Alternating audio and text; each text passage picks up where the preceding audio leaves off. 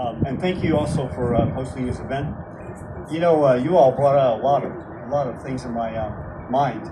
And first, Christian, you know, the coming down to Chaparral and helping them with some of their cases and having that clinic was tremendous success.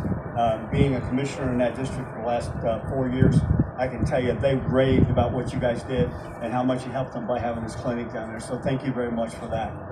All right. Thank you. Something else I want to say, I believe, well, thank you for all the veterans that are running too, because I think prior to this, Vanessa and I may have been the only two elected veterans serving here in the county in recent times. So thank you for the veterans that actually serve and are coming here.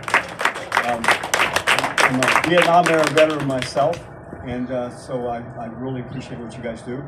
I want to talk about the food pantry, and also Casa de Peregrinos. I was here in 1987 and 1990, and I'm working for IBM and serving the colleges and universities here and selling the products from IBM. When I left a daughter in 1990 because my job went away, but I have 2 grandchildren that were born here. Now, unbeknownst to me, while I was in Dallas and living and working there, my daughter was going to the food pantry, okay, and getting food from Casa de Peregrinos, and she told me without that service, they wouldn't have survived. So that's how long this service has been here, how much I appreciate it, and how much it means to the community that we continue to support this, because we have such a food desert out there, we can't ignore that. And there's no way to overcome that without, you know, putting food on the table for the kids and feeding them meals. At the county facilities and the community centers, we have senior meals that we serve. I'm going to tell one more story. This is kind of a personal thing. I ran into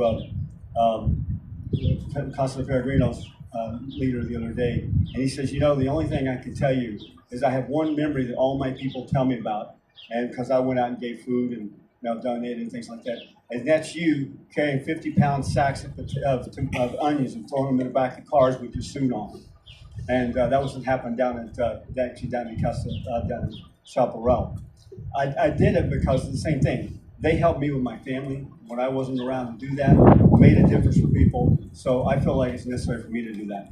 Does anybody know what office I'm running for? I didn't say, did I? I'm running for county assessor. All right, now I'm going to talk about that just for a minute, and I'm going to sit down. The county assessors needed help for a long time.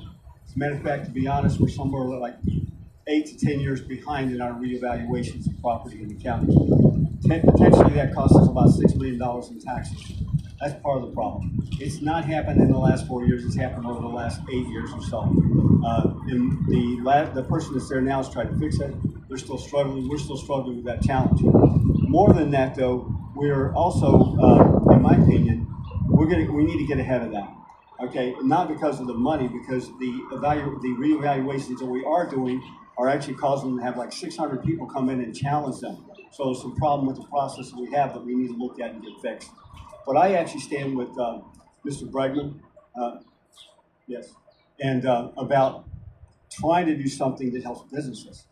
You know, I believe that the assessor's office can do that.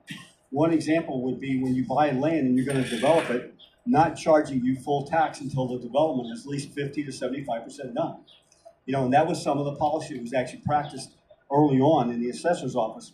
Well, it's not really state statute, but it needs to be. That's the kind of stuff that I need to lobby for at the state level in order to try to create policies and state statutes in the assessor's office that actually does make it more business friendly, small business friendly, large business friendly, because right now we don't have that.